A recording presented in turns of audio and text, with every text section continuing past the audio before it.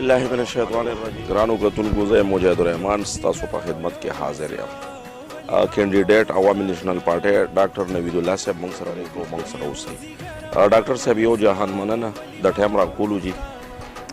ډېره مهرباني جي، تاسو موږ ټایم راکو او زموږ د عزت راغلی. ډاکټر صاحب پارټي پوزیشن ډېر زیات کمزور و، एकदम ډېر په بره شو، دا څه وجوهات دي؟ جی زما په خیال ټول ناولنۍ خبره خو دا ده چې زموږ پارټي چې کوم اوس د دې الیکشن دپاره تیاری دی هغه لحاظ سره تاسو وګورئ نو واحد هغه پارټي دی چې دلته یو خو کینډیډیټ یې ډېر په وخت باندې اناونس کړي، دویمه دا وه چې زمونږ منشور چې کوم مونږ جوړ کړی دی د دې صوبې دپاره بیا خاص طور باندې د پېښور ښار دپاره د رڼا په نوم باندې اربن پالیسي هغې وجوهات دي. بل کینډیډیټس تاسو ته ښه پته چې شکر زموږ کوم ټیم چې دی د دې ښار دپاره دې ځله مشران ورکړی دی، کوم هغې کې مشران الحاج غلام احمد بلور په شان بیا ینګ کسان هم پکې ښه برابر دي، زنانه هم شته. نو پوره داسې یو ټیم ښکاري چې هر قسم خلک دا ګڼي، هر طبقه دا ګڼي چې یار دې کې زموږ ریپرزنټیشن شوی دی. نو دې په وجه پارټۍ ته ښه پذیرایي میلاو شو.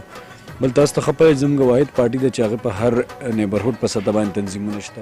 دا ټول وجوهات چې رایوځای کړي د هغې په وجه شکر دی.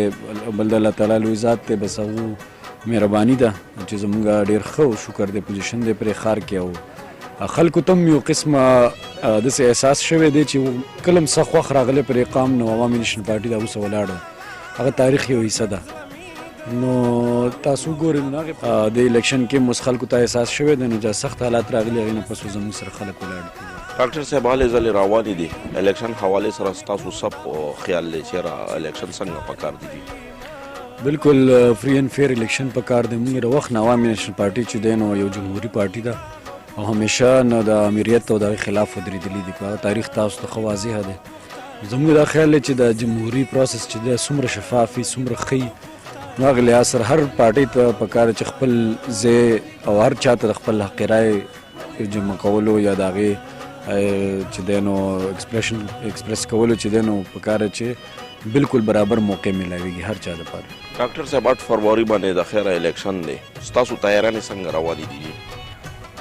شکر الحمدلله. بس تاسو به ښه پته یي ښار کې تاسو ګرځئ، زمانه زیات په دې خبره پوهیږئ. تیاریانې شکر دی زموږ پوره شوي دي. موږ د الیکشن د هغې نه مخکې تاسو ته ښه پته زموږ ډور ټو ډور کیمپینز هم روان دي، زموږ چې دی کارنر میټینګز هم روان دي او وړوکې جلسې پرې چې بر نه اجازت نشته دی د انتظامیې طرف نه. نو وړوکې موږ ځای په ځای باندې کوڅې په کوڅه باندې وړوکې جلسې شته خو غټو جلسو اجازت نشته. نو شکر الحمدلله بیا ریلیز هم دي، هر څه دي، بس ښه برابر کیمپین روان دی. تاسو ګورئ چې پرون ورځ کې موږ سره تقریبا 2 چیرمینان شامل شو د پی ټي آی نه او دی تاسو ته پته بیا امامیه کالوني پوره تنظیم او د هغو واډونه سب واډز ټول موږ سره شامل شو. الله تعالی کرم دی، خلک ښه په دې خبره پوهېږي.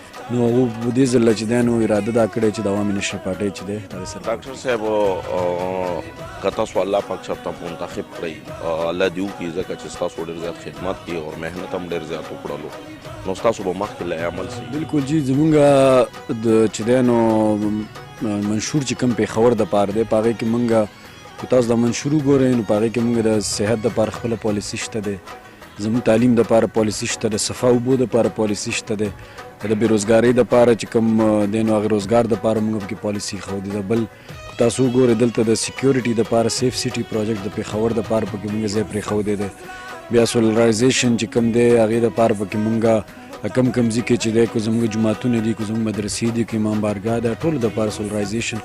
نو موږ تقریبا د سیوریج سیسټم دپاره خپل یو بل د چې کوم رش دی د پېښور ښار او د پلوشن د هغې دپاره موږ پکې حل راویستی دی. نو پوره یو داسې منشور هم جوړ کړی چې کوم زموږ د پېښور اصل مسلې دي. بیا زموږ د لذاک روډ تاسو ښه پته ده د قبرستان یو غټ ایشو ده هغه هم پکې موږ اډرس کړې ده. بل زموږ سره بیا یو ځمکه پرته ده هغې کې م انشاءالله زموږ اراده ده چې په هغې کې اسپتال چې څنګه ستاسو د علاقې حق دی په کار چې زموږ د پیکې ته. نو شکر دی ټولو خبرو ته موږ سوچ کړی او دې ځل یو ښه پالیسي سره او ښه سوچ سره راځو چې انشاءالله موږ د پېښور ښار چې کوم روشنیانو ښار چې واپس هغه خپل خلکو به ټپې ویلې دې باره کې خلکو به یو سوچ لرو نو موږ واپس خپل دغه کې بحال کړو انشاءالله. خپل کارکونانو ته د سکرین په ذریعه څه میسج ورکول غواړئ جي؟